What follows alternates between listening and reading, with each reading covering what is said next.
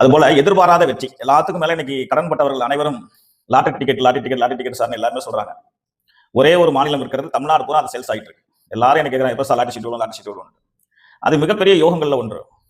எப்படி ஒரு தனி மனிதனுக்கு புதையல் கிடைக்கிறது ஒரு அதிர்ஷ்டமோ, எதிர்பாராத அரசியலில் மிகப்பெரிய பதவி கிடைக்கிறது அதிர்ஷ்டமோ, அதுபோல லாட்டரி டிக்கெட் விழுவதுங்கிறது அதிர்ஷ்டத்துல ஒன்றுதான். நினைச்சா விழுகாது.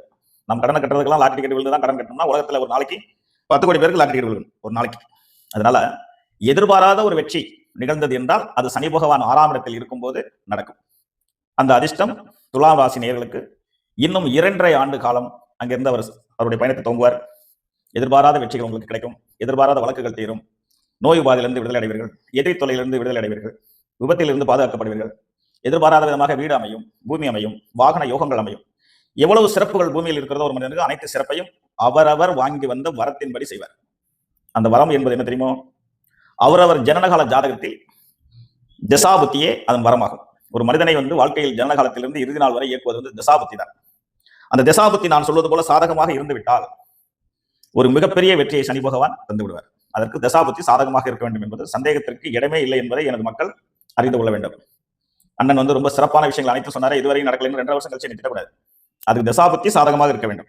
அந்த தசாபுத்தி சாதகமாக இருக்கிறதா இல்லையா என்று தெரிந்து கொள்ளணும்னா நீங்க நேரடியாக என்ன பார்க்கணும். இந்த யூடியூப் சேனல்ல கீழே என்னுடைய நம்பர் இருக்கும். போன் பண்ணிட்டு நேரடியா வாங்க. 100% அதற்கான வாய்ப்புகள் இருக்கிறதா இல்லையா என்று நான் உங்களுக்கு உறுதியிட்டு சொல்வேன். அதை தாங்கள் எழுதி வைத்துக் கொள்ளலாம், பதிவு செய்து கொள்ளலாம். நடந்தே தீரும் என்பது சந்தேகத்துக்கு இடமே இல்லை. நேரடியாக வர முடியாதவர்கள் வாட்ஸ்அப் மூலம் ஜாதகத்தை அனுப்பி என்னிடம் உங்களுடைய கேள்விகளை கேட்டுக்கொள்ளுங்கள். நிச்சயமான தகுந்த பதில் அளிப்பேன். அதுல உங்களுக்கு சந்தேகத்துக்கு இடமே வேண்டாம்.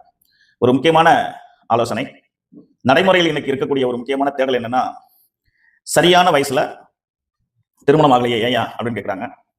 திருமணம் ஆயிடுச்சியா ஆனா இன்னும் குழந்தை இல்லை அப்படின்ற ஒரு தேடல் எல்லாத்துக்கும் இருக்கிறது.